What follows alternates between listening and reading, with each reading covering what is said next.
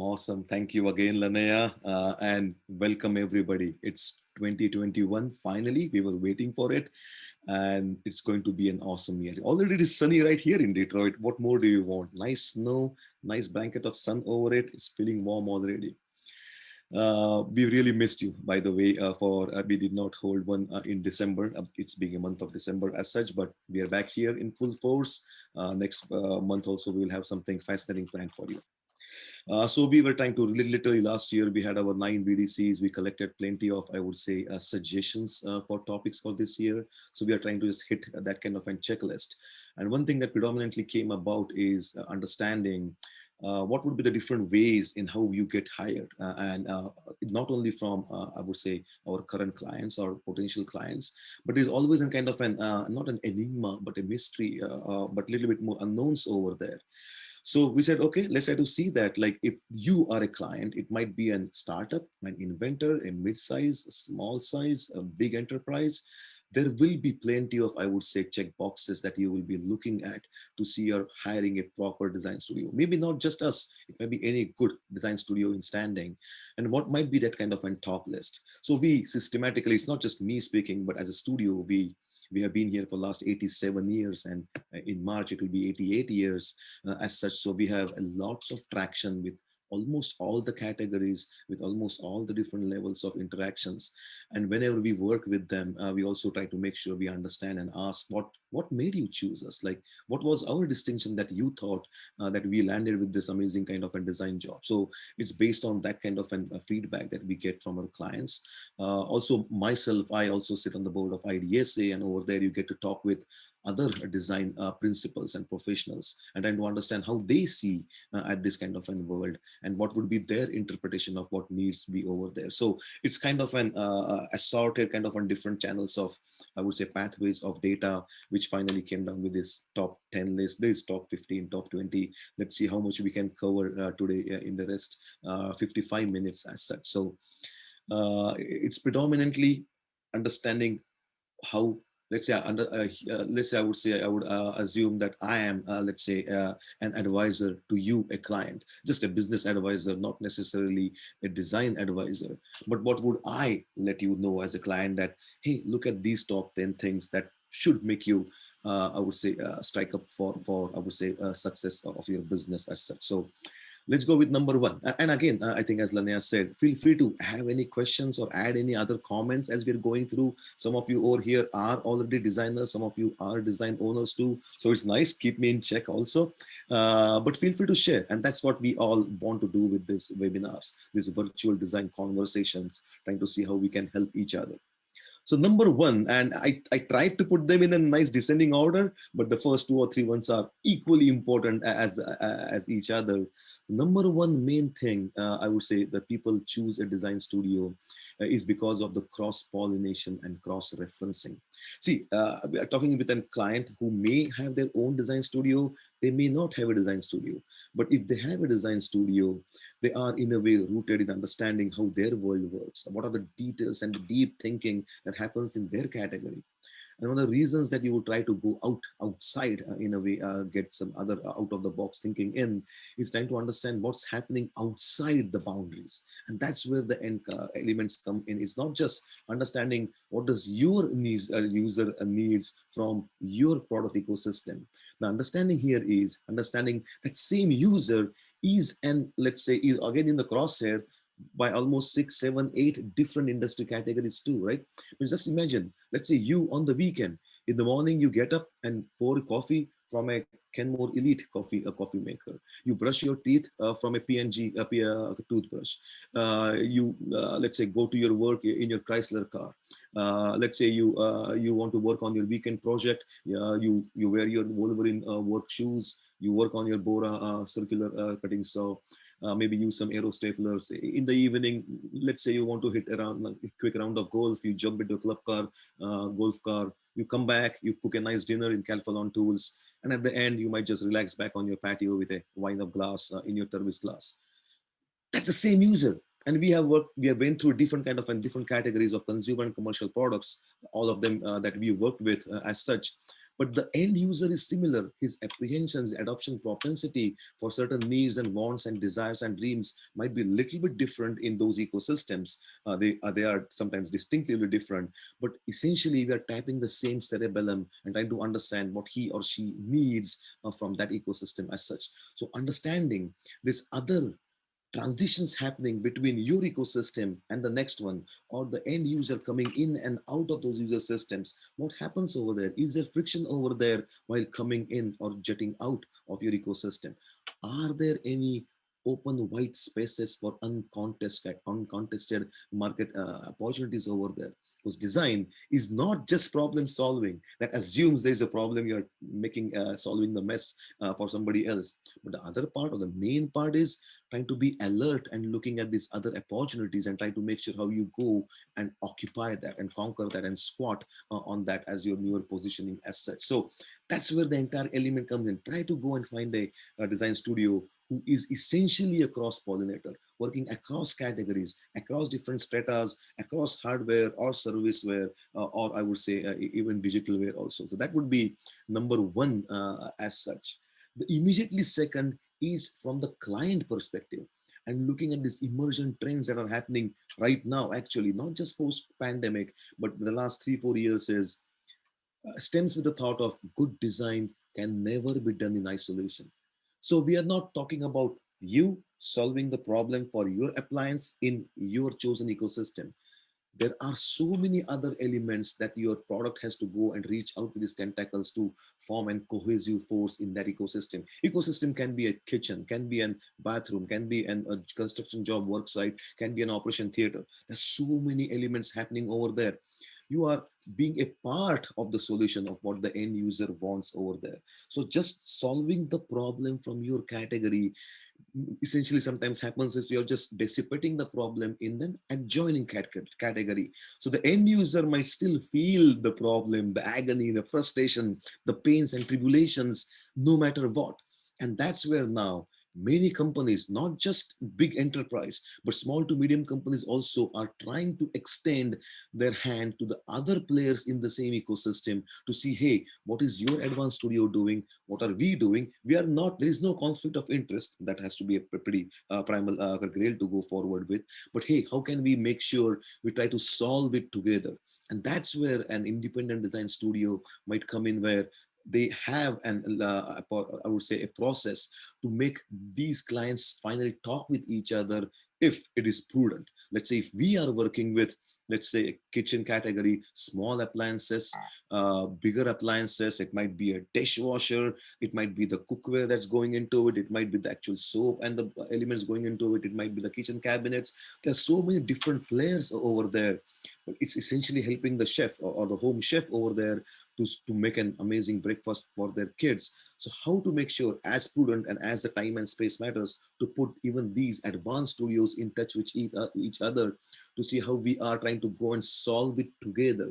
And that's the element of understanding of being, when we say meaningful and purposeful, is not just through a small myopic way, but going and being at the big table, trying to get these other complementers or just other businesses who are forming that creative supply chain over there and getting and work together. So as a studio that you want to check in, trying to see whether they actually do that as a part of their work methodology, where, hey, Mr. Steve here and Mr. Mark there, you need to talk because you are essentially in the same ecosystem, albeit with different product assortment and different service assortments too.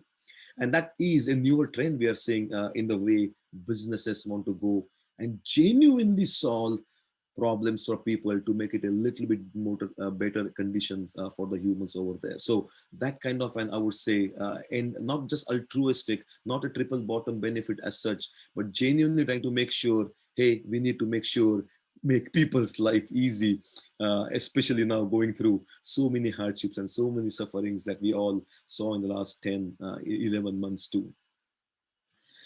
Another thing is, I would say, choosing a design studio will be the fact of understanding what is the starting point. The starting point should not, in an ideal way, be, hey, what kind of an widget or an tool or an implement we need to design. Yeah, sometimes it happens that we have to be focused on that, and that we can do it till the cows come home. But the other part is the start of the discussion. The studio should lead into the world of business and business design thinking, understanding what are the business aspirations, and then what is your growth strategy to align that. So as a design studio, the products sometimes are meaningful, are beautiful, but if they are not aligned with your business growth trajectory, then it doesn't mean success, because product can be success, but it has to parlay into the business making success in the way you have your cadence of growth as such. So the main element as a number three, I would be thinking is not just understanding, hey, we are designers, but understanding what it makes to make the business successful. And I think the most thing, the humility of the design studio, uh, to understand that design, even though it is necessary to make your product successful, I can say that with complete confidence, but the humility to understand that design is not just the only element you need to make the product successful.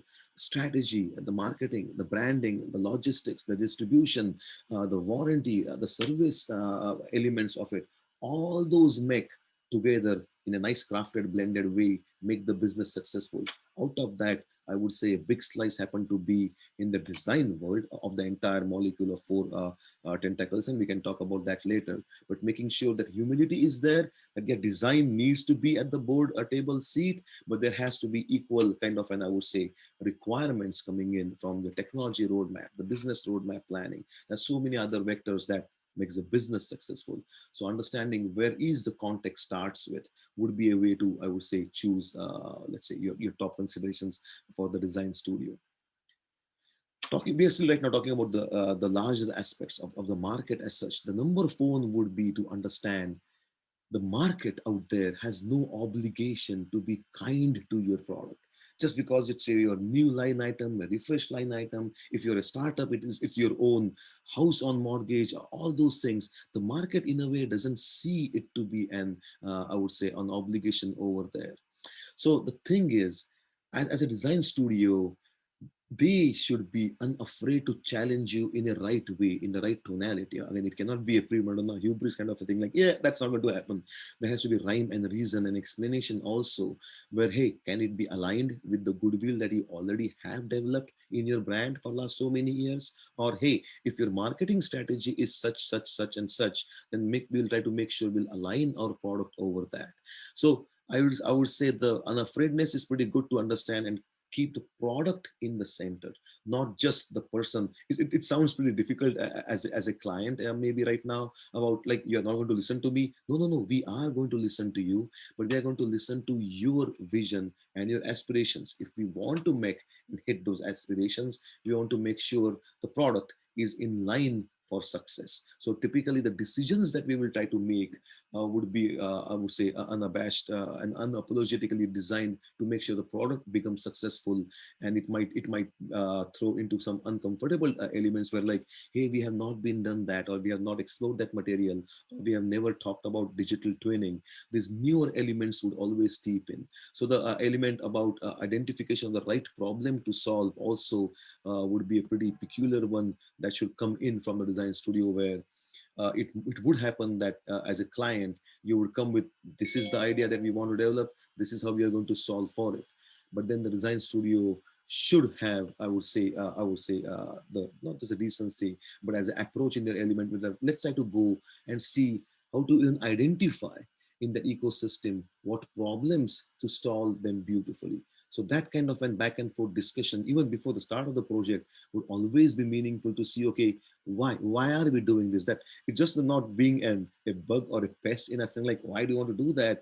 But really understanding, based on the business aspirations we have, how this is going to grow and really help in a progressive way. Finally, that's what it all comes down to, being progressive. What you are doing with right now at this moment, and how it can progressively help you building in your design portfolio cadence, and then parlaying that into your business, I would say, acceleration, or the rate of velocity growth cadence to go over there. So basically, the client, in a good way, always should be trying to go and push the envelope, or at least start to suggest like these might be the more, I would say, options on table, because options are the main thing that you would need. Because finally, you say like people need to have choices, or a client needs to have choices on the table. For making that choices, there has to be an equal number of options on the table, and those options have to be distinct from what's out there in the market, but also distinct from each other also, for a client to make and go and take that, I would say, decision. So the options need not just be a variant of a design as such. They can be independently designed, or put together in a conceptual level to go and solve succinctly the elements that you want to go and focus in. So basically, that kind of an unafraidness, that kind of an candidness, that kind of an honest to say, okay, we are all in, start embarking on this voyage to go and reach there. That's our lighthouse, that's our future state, in state as such, and now we're going to cage ourselves over there. So how do you make sure you do a planning for that, based on what's needed of the product, again, what's based on what's needed from the ecosystem also. So that was, I would say, number four, and we are doing pretty good on time. I'm pretty surprised about that. And feel free to add any questions, or add any concerns or comments, or any additions to what you might think might be remaining. Still, we have maybe 10 more to go. I will at least try to do 15, and then we can call quits. Another element about, I would say, a designing or choosing a proper design studio would be about a studio who is always trying to, means you they might be working with you on that particular time or not, but unbeknownst to that, or irrespect of that, they have to just make sure they're always on the pulse of the market changes, or the subcultural trends that are happening. So it's that's the onus, or that's the beauty of why you are finally going to and go and hire, I would say, that design studio to solve a transactional product, or it might be a sustainable strategy also, to make sure how the studio is internally. And that should be a question you'll be asking during your client interviews about, tell us how we are trying to really go and expand to get all these nuggets from these all different categories in the market. It might be understanding those markets by directly working in them, that predominantly goes pretty strongly. But again, CES show just happened. How do you try to go and literally understand that elements over there, and then eventually use it as a design report, or as an I would say, one of the keystone to go and base of what's happening, and how you triangulate those things, or quadrangulate those things between trade shows or conferences, or actually trying to see with soliciting design research reports to see,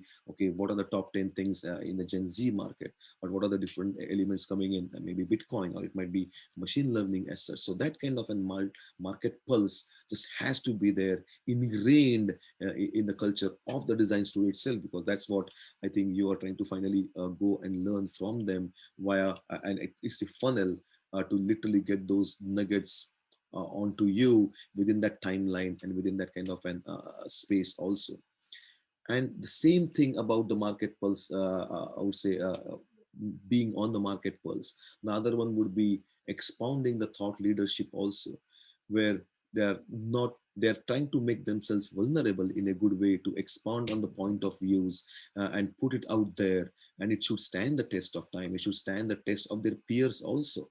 Like, this is it what we think of, this is what we right now gleaned to the last so many recent years as such, and these are the shifts we are seeing. These are the different, I would say, tectonic plates that are shifting over here, and how to make sure you are still trying to be vocal about that, trying to not just altruistically, trying to genuinely come out there and say, okay, these are the certain things we are looking. Hey, Mr. XYZ, what do you think? What do you think over here? And that kind of, and it bolsters with the feedback, or being open for feedback, and then being, I would say, honest enough to try to incorporate that into your next project or your methodology, would be a pretty bigger element to understand whom we are going to work with, because it's not just an enjoyment of working with a design studio, but also it would be a pretty nice repetitive, I would say, cadence of time that you'll be, I would say, working with them, in a way us, and you are going to learn not just about the product, but there are so many other benefits of others connected ecosystems that will come out just because of the way the studio is attributed to make that mixed as a part of their culture. And the sixth one I would say would be how they actually incorporate that as a part of their internal work culture. Like when we all go to, let's say, design schools, one of the important part is the internal design critic. But apart from that, is internal part is how and studio is trying to cross pollinate their own designers with their own I would say learned behaviors. Somebody is working in footwear system, let's say from our studio, somebody working in commercial products, somebody in consumer, somebody in medical.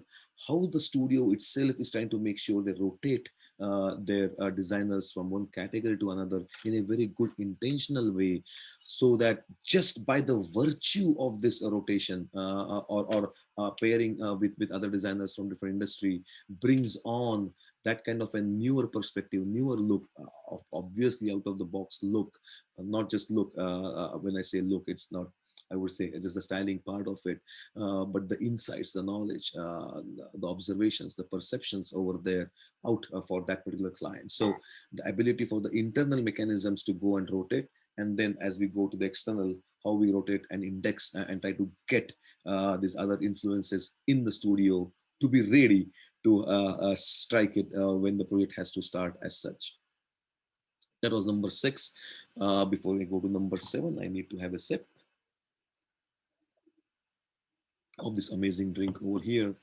Number seven would be, again, I would say, no matter what, in the ideal world, you as a client are looking out to work with a design studio, which should be a repeatable thing. You don't want to always reinvent the thing of going around and trying to go with the time that takes to go through so many different interviews or so many different pitches to listen as from. So the ability to work of the studio with you, of how they can grow with you in congruent with your business growth. So you might start with an entrepreneur, maybe an inventor, eventually it goes to stage A, stage B, then can be a small business firm, and it can be a medium sized, where then it will be proliferation of further more a portfolio of products, and they can go into different kind of scales, and then eventually going to a, let's say, an enterprise level, where now you're talking about going beyond your region, going international, or now going beyond the organic growth of your products and try to go and occupy a similar different ecosystem over there. So the choosing of a design studio who is really nimble and responsive, where they can try to think in what are the needs of a bootstrapping in the startup world, because that startup world is especially the same as an entrepreneurship in a big enterprise structure also. So the attributes that you need from a design studio are exactly the similar. It might be an lone ranger trying to work with his or her idea, or it might be a lone ranger in a big corporate firm where he has a budget, he has an aim, and he wants to start to do a newer in-house entrepreneurship as such. But the design studio's ability to expand our contract, even change the behaviors to be bootstrapping behavior in the start, trying to make sure we work there as a team, and then going through the product proliferation, not just the product. Let me just continue that thought of the molecule of a product success. There are four elements. It's not just the hardware. So we, or any design studio would be known visually for amazing products they would have on their portfolio, on their website. But hardware is still the central hub of the system, as you would look at for most of the products. The other part, literally on the back of it, is the GUI, the graphic user interface, that is somehow now ingrained into the systems. The third part of that is the digital bridging. The digital bridge can be digital twinning, or going back to the factory 4.0, or literally gathering points of data on what the product is really doing out in the market. With all these laws and HIPAA laws and Big Brother laws, it still has to be pretty pure. And the fourth part is the service part of it. So how are you going to use the product, let's say, as a normal B2C perspective, or it's B2B, or a contractor, or a fleet driven element. So all these four elements of the hardware, the resident software on the product, which can also be in the GUI, the digital bridging going back to the entire the database or the dashboard of the supply chain, and the services. That will be the part of the success of a product, as we call it, or an object, which is finally an assimilation of those.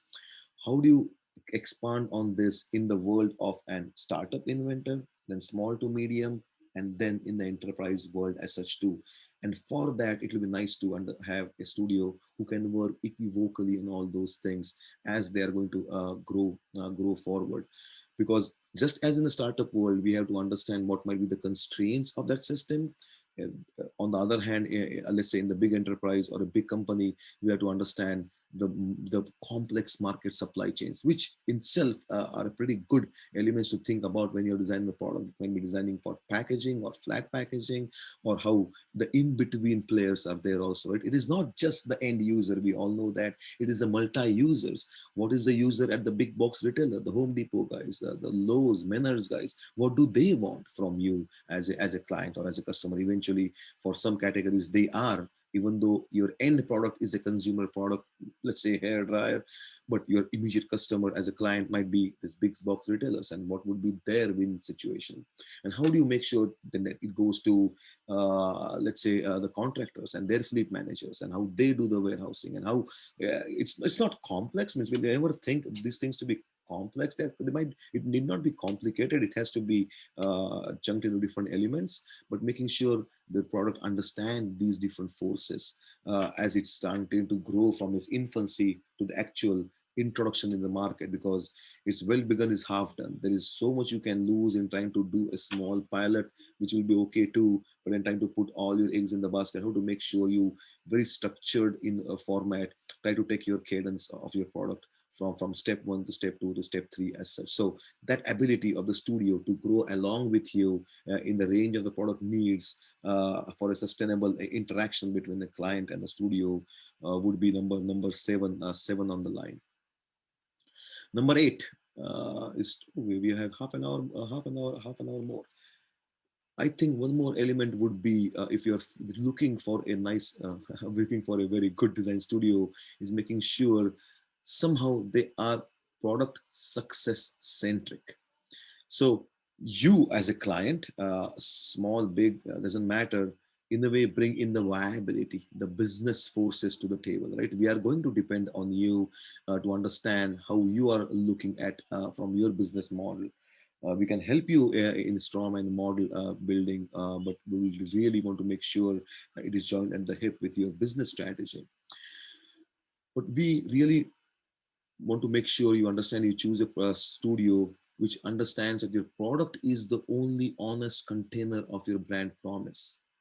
It is. So there's more to say is like, yeah, you are investing into your branding, you are investing in your marketing, you're investing now so much into SEO and SEM and all this social dilemma kind of an elements that somehow now is a part of our life. But when you're choosing a product design studio, at least they should be fiercely focused on the product success, on trying to make sure whatever your marketing jingle is, whatever your brand promise is, whatever your kind of an I would say promise to the market is, then the onus is on a design studio to make sure we, or a design studio, should squeeze that into your product offering. It might be in the hardware or GUI, it might be in the services, depends on the molecule we talked about. But the product becomes the vessel of the brand exchange that you are thinking that's going to happen over there. All the other things are needed. Marketing is needed. Your SEO dollars are needed. The Google ads, even though they are paying, they keep on following you, are needed. So they will lead your buyer or the intended buyer to your product on your e-commerce site or Amazon. They finally buy it, and that happens to be their their savior, right, from the problems in their ecosystem. And that product has to meet all those elements. So the anticipation of what needs to happen has to be there in the product, not just in the packaging, not just in an beautiful packaging, but making sure the product day in and day out releases that, because that's what you want to have. You do not want to have the buyer's remorse. People are went it out, not just as reviews or bad reviews, but even to their circles, and it just, it's a death spiral over there. So right off the gates, how you try to make sure, if you're hiring and putting your time, energy, and efforts, and budget with the design studio, to making sure they bring in that voice of that, not just the human centricism, but putting that into the product and not anywhere else in the system. So that would be a pretty important one, number 8 as such. Let's go to number 9. And then we can try to go. Right now, we still looked about, I would say, still the external factors of the market, or the brand, or the placement of them, which are pretty important, because now we are talking about product design, which is always an integral part of any design process. There are still some companies who, not that they do not believe into it, but they typically not have heard about industrial design. So there is still plenty of illumination, and I would say an engagement to be had, not just from us, but other design studios, and IDSC and DMI and PDMA and HMFS associations too. But coming now down to the actual, when you're looking at the check marks of, let's say, the structure of a design studio, let me not comment about the big or small of it. That might be, we can talk about that if we have time, as such. But at least as a studio, I think it has to be joined in the hip by the three main domains of design: the strategy, the design strategy, the innovation strategy aspect of it, the industrial design part of it, and the engineering part of it. This actually comes together as a module, right? In a way, it cannot, that's the least unit or a brick of Lego uh, has to be there. That would be an, I would say, container to go forward, vessel, container. I'm just going on that kind of a thought process. So it's nice to have all of those things under one roof. So there is no loss of translation when you're talking about, okay, what we need to solve from the strategy perspective, which each has ingrained design research parts built into it, then into the world of design, which is design, it is prototyping, it is ergonomics, it is, and then going back into the world of engineering, actually making it happen, bowing to all the laws of physics. You might be sourcing it here on the shore, offshore, multi different channels to go and work with. It is not rocket science, but it is still, I would say, rocket surgery. There's so many moving elements nowadays. So at least I have to make sure, as a design studio, it's always nice to have this as a part of an unity, and where the studio has the option to add. It depends again on how you structure a proposal, but if there are so many people, you can always start the first thing with strategy and research, then it goes to research and design, then design and engineering, and then into manufacturing also. And under one roof is pretty important to have, means right there and there, the designers and the researchers have the ability to literally run back into the prototyping shop, right? Nice to have the design studio, the research facility, the one-way viewing rooms, the prototyping shop under one roof. And there is a, nowadays we have not ever met a client who is not time bound. Everything is time bound. There has to be a structure, because we are looking at certain release dates. It might match a trade show, or your own internal kind of a timeline. And the best thing is to make sure we take out the fat in between. How to make sure it is so simple that the engineers and designers can just go in the back in the shop, work out some low fidelity models, cardboard models, Lego models, get thought to the next level, again come back, do some off the field in the design house or design studio, I would say, usability, design research focused workshops. Follow them on the point of origin, where you're seeing what's happening in the ecosystem. But when it is all joined together, there's learning from each other, and there is no loss of translation. Typically, as a studio, we always pair research and designers together. And sometimes it depends on the budgets and all those amazing things that we have to take care of. But there has to be a rhyme and reason and a check. It's all checks and balances happening, not at, let's say, just the government level, but over here too. Like, can we do this? Even the engineering, the creative engineering can put in and push the envelope, like, hey, we can try to make this happen. The designers will come and try to go and push the business model and saying like, hey, why are we not we losing something else over here in this ecosystem? So that's structural part of how the design studio works in unison. Unity is a word we heard a lot on 20th of Jan, in a good way, because that again comes back to, as a small entity, as a design studio as such, where everything have to work in unison. You will have different kind of rates or velocity in your own lanes, but we are all trying to go and achieve a singularity goal, right? The product has to be successful with the parameters that we already set out for as such, and then making sure how we again work with unity. I'm going to use that word one more, and go forward. So that structure would be pretty essential for you to discuss when you're talking about, I would say, studio selection. Number 10, we are already number 10, but don't worry, number 16, 17, we can go as much as the time allows, is oscillation. And that is a very important aspect. Means we talked right now about innovation strategy, trying to understand the visioning, right? No matter what, it's always understanding, first of all, your business aspirations and growth strategy. The second is visioning, understanding where we want to go. What is that future ideal user experience? It all starts there in the future, that scenario as such. But the oscillation comes into where, as a design studio, you also have to be rooted in reality. So even though one eye has to be kept on the futuristic scenarios, it might be plausible scenario, possible scenario, preferable scenario, generative scenario, one hand has to be there in making sure how you really extract that vision right here, right now. No matter, as a business entity, the design studio has to understand cash flow is still, no matter what, a king, at least in the big entrepreneurship or small medium businesses. How do you still help from the design elements to make sure the cash flow also can be increased even with your visioning process? So the oscillation between trying to make sure we are looking at the big picture, because we're always progressively going over there, not just jumping over there.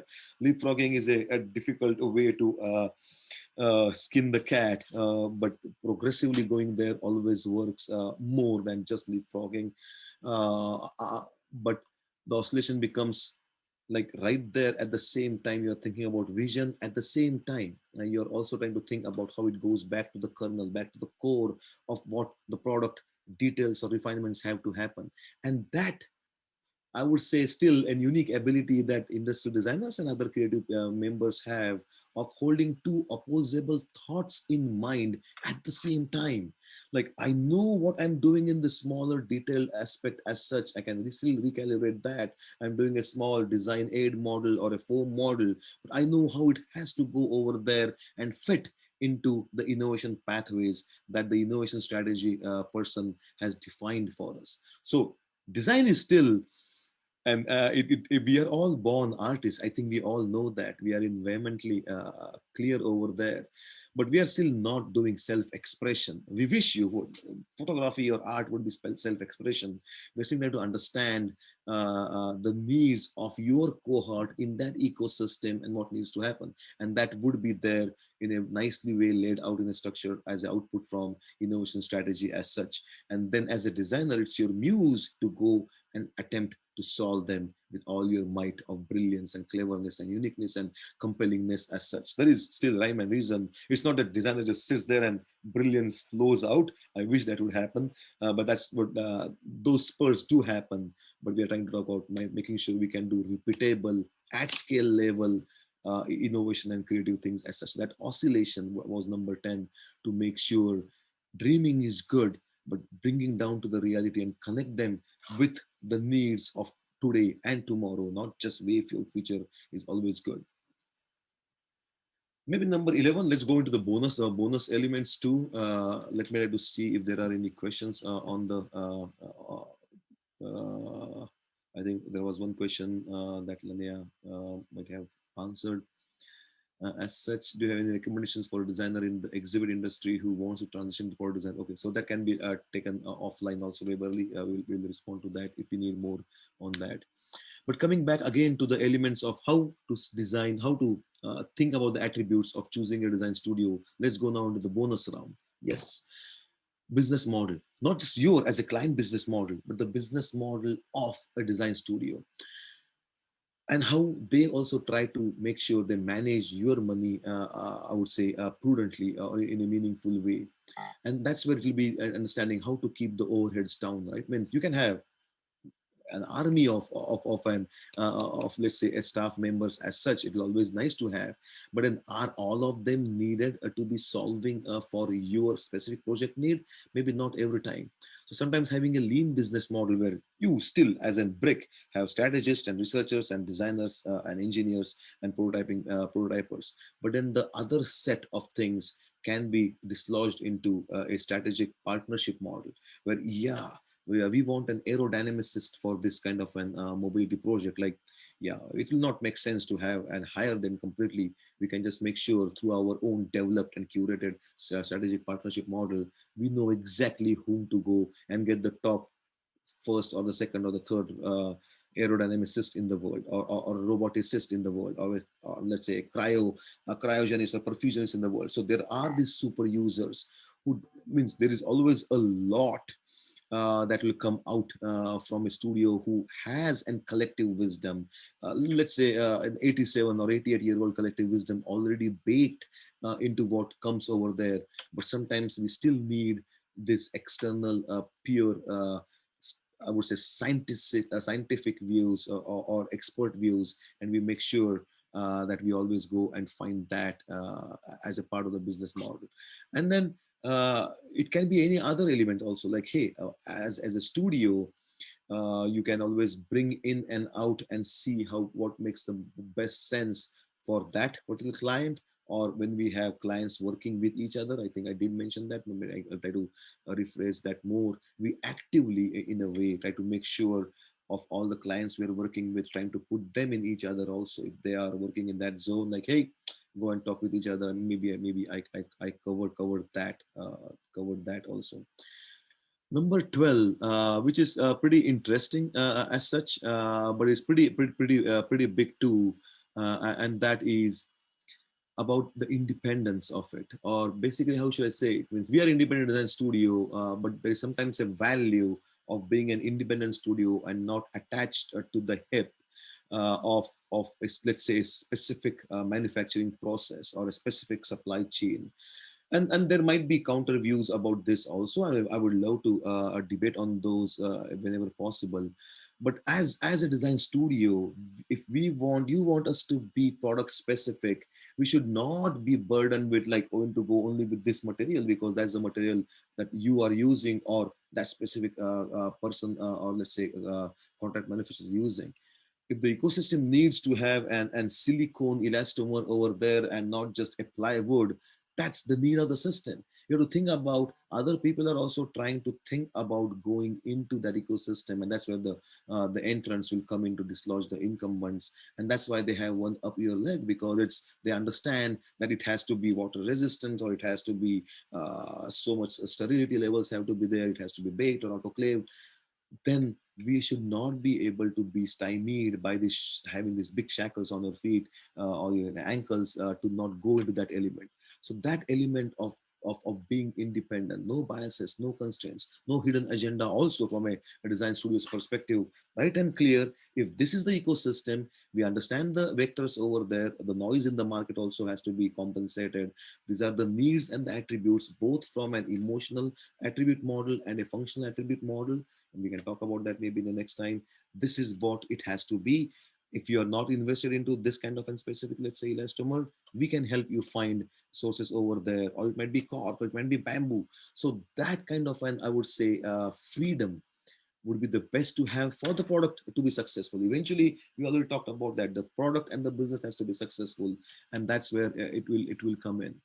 I know there are a couple of questions, and I will try to save the last, let's say, at least 10 minutes to go with them.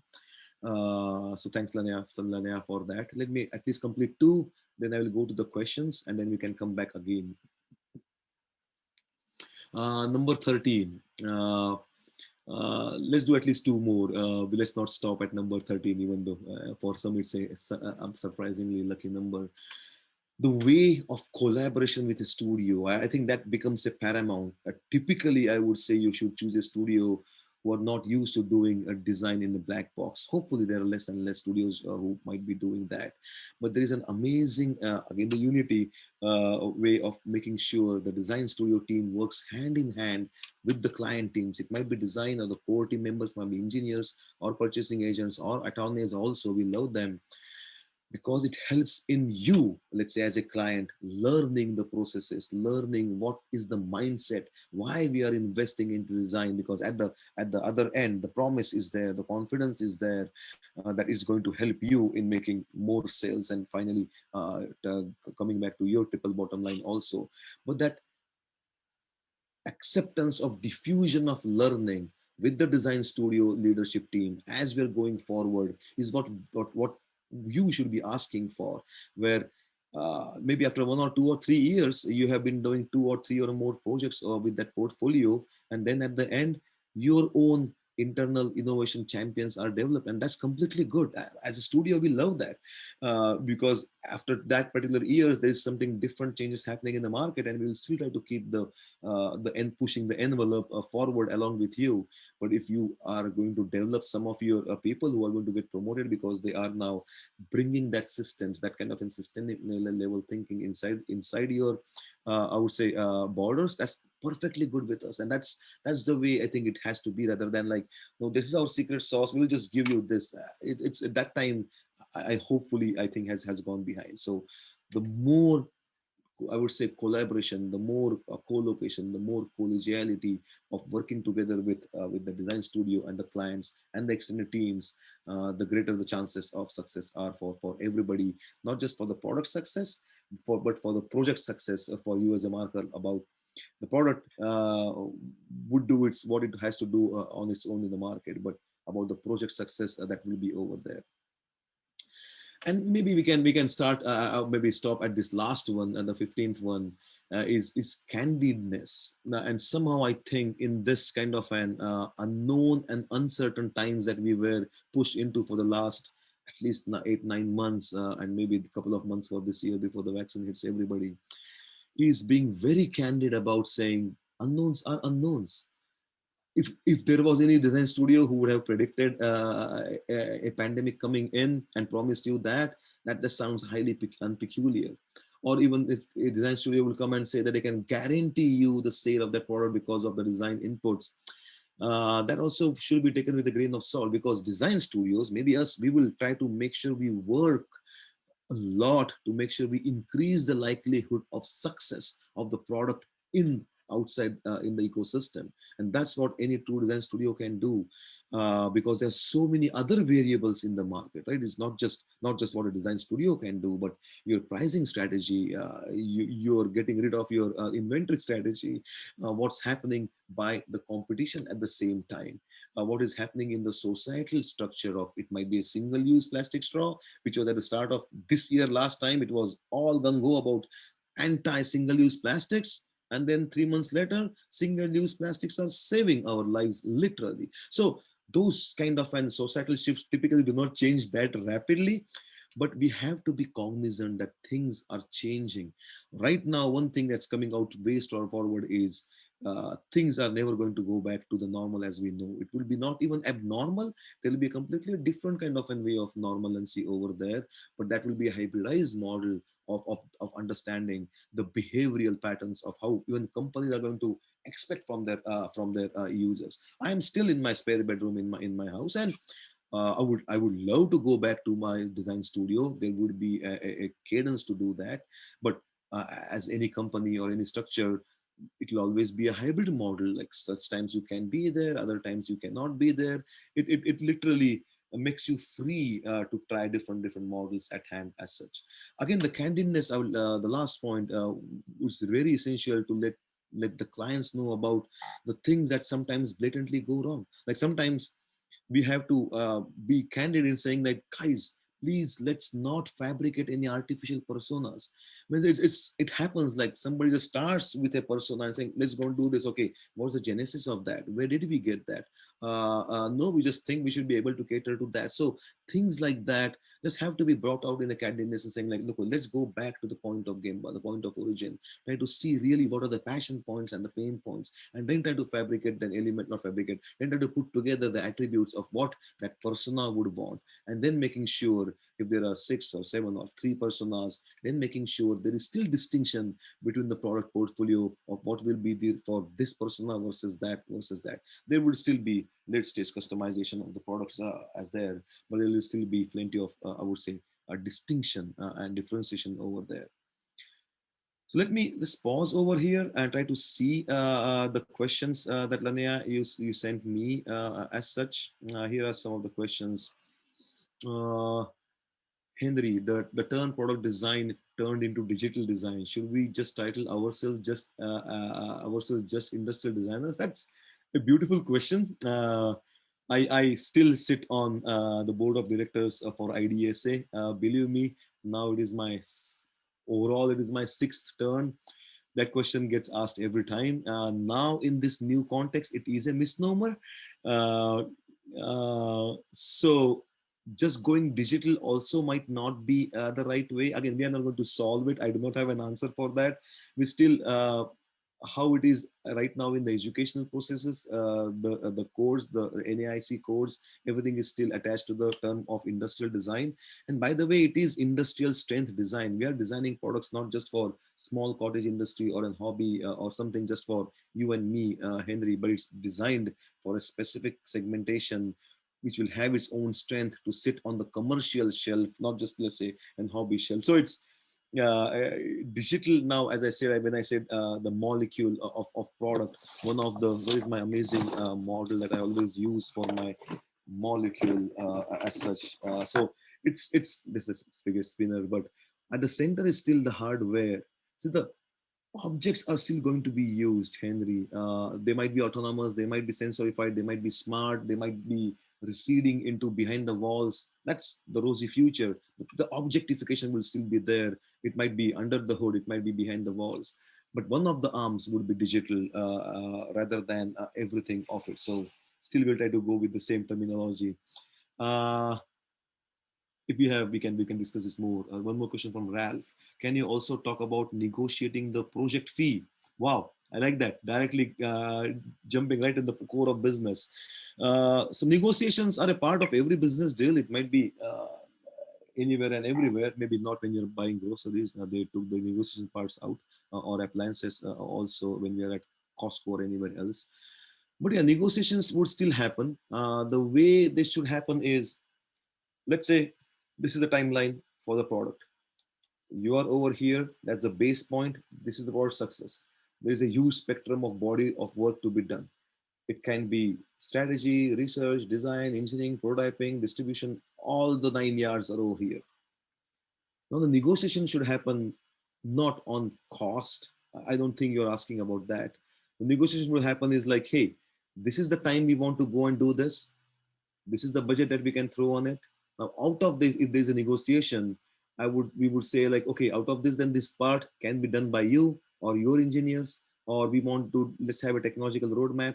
We are ready to do that. If not, we can just go and try to talk with your internal strategy people and they can put the map over there. So the thing is, negotiation of what not to do would dilute your product offering, because as I said, we start with business. We try to see what would be your business growth X, let's say, anticipate from that product. We have that set in stone, and then based on that, what needs to be done, and out of that, let's say there's a range of Lego bricks over there. You can eat chomp of 2 of them. We can chop of 3 of them. But whatever it is, we can advance it to a level where it can be again used independently, if not all the way from start to end. Let's try to take care of the first zone. Let's make it sure we go from here to here, meet what it's worth to be, and then and go to the next one. So negotiation would be done in the context, or in the, I would say, scope of work world, and who is doing that. We have still 3 minutes. I'll just try to go with a couple of more questions here. How can you tell that a design team you're vetting is truly inspired and getting the kind of personal creating enrichment and knowledge that will make them capable of leading your team? That's a beautiful question. Vetting of truly inspired. The main thing is getting face to face, even though it's over a webcam right now, but understanding. Just trying to get to know what we call is who you see is who you get kind of entire terminology also, where uh, the first introduction, maybe it might be with the business development team, but in the next one we try to make sure we bring in at least one principal on the call, the actual person, the design program manager who happens to be a designer also on the call.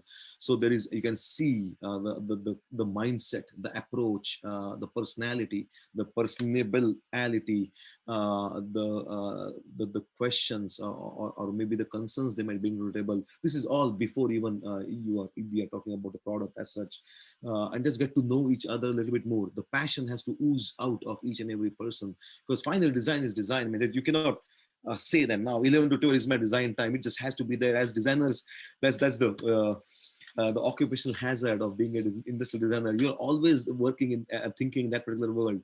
How to make sure you find those players who are pretty strong in what they're doing, and pretty strong in letting say, like, I need help over here, we need this help from over there. So that kind of an interaction. We love physical meetings. We fly out to you, or you fly to us, check out design studio. This is pre-pandemic. It's going to change a little bit. We are still working a hybrid model. We still work in studio, we work from home, but getting to know not on just the product specific elements about your experience in that category and all those things. Those are the easy mechanical elements, but just the personality just comes out in when you're talking about something else, and the thought leadership of what they're doing on their content or the videos and all the other structures too. It's a beautiful question. Maybe 1 minute more. Let's maybe go over here. What is your advice to a company who is choosing between a design partner that has some experience in a lot of different industries versus a design partner that has deep expertise but only in a specific work category that's needed?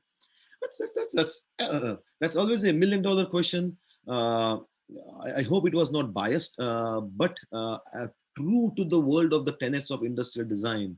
Industrial design is understanding how it is going to be pursued by different point of views. So when you say different point of views, by the work virtue, if you're already working with footwear industry, air dryer industry, patio making industry, grill making industry, you are literally, by the mechanism of it, expose or made to expose yourself to these different future perspectives, and that literally transfers into your product. And then that designer works with you, solves problems for you, and learns a little bit about differences from your category. Then it goes to the next. So it's literally the clients through the guise of us helping each other in a way. And we can do that in a structured way. We can do that in a kind of an I would say an osmotic way to go from one client to other client. Versus sometimes you might need a specific element where you are designing a lunar rover or maybe a Mars rover, and you need to talk with a specific company who can make it walking or tracking or a flying drone in a different style. So there might be one-off areas where you just need to go into depth of it. But that typically also work with where that's in a way yours lion share. But that's a great question, and if you want, we can always talk about it more and more. There's 1 minute over, but let's try to see the last question. I love these questions, by the way. Thanks for sending them. What is your response when a potential customer asks you what makes you different or what's your special sauce? What should an OEM, for example, look for above all else in a design partner? Wow. What a wrong time to ask this question. I should have started with this question. We only have so much time left. What makes you different? What's your special sauce? What should an OEM, for example, look for above all else in a design partner? Wow, that's $1 million question. It again depends. I'll try to answer it in a simplistic way. It's going to be a fit. This is, let's say, where you are. This is where we are. Not at the single time everything will be completely aligned as such. So wherever you are in your design aspiration, a design thought leadership process, and where, let's say, we are in, let's say, what we are trying to do in our thought leadership or the skills we are getting on the board, that fit has to be there, not necessarily something in time that we want this and this, and that only will come after a couple of discussions over Zoom or something else. It might be questionnaires also that some OEMs typically have us to fill. But that fit is what you are going to look out for, rather than some, I would say, concrete elements. All the other things that we talked with, they have to be there. The body of work has to be there. It's not just the experience, it's the expertise you get there. And maybe one thing about all, I think, would be the collective wisdom you're tapping into. It's not just, even though let's say your project might need only one designer, one design researcher, and one strategist. It's not just you are hiring those three individuals. You're hiring the collective wisdom of a design studio, and how it is always kept active, always boiling, always distilling things over there. That internal mechanism structure, that's what you should be looking for if you want to put above everything else. But having said that, I think I have to stop somewhere. But hopefully, let us know in your emails back to myself, Lanea. How was this? What might be the other topics it might be in your mind? Or if you want, we can always jump on a 15-minute chat. If I have not, I will definitely not answer all the questions as such, but would love to talk more about this. Next month, we are going to have a pretty interesting session. It's more about a new mobility. We will have a couple of thought leaders from around the market, and OEM, UI, and other parts of mobility come and join and express their views also. So it will not just be me. We are still ramping up, but we'll have at least three more voices in the discussion, and that's when you can hammer us with all the questions you have. So I think, Lania, I can just close it out directly as such, but keep look out for the next email coming in, and hope to see you the last Thursday of next month. Till then, over and out. Thank you.